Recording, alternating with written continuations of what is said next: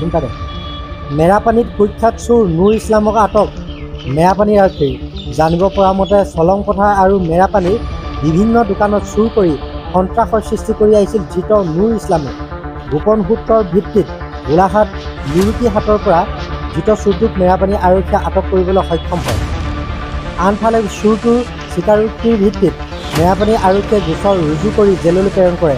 মেৰাপানীৰ পৰা জোন গগৈৰ সহযোগত খবৰ গোলাঘাট।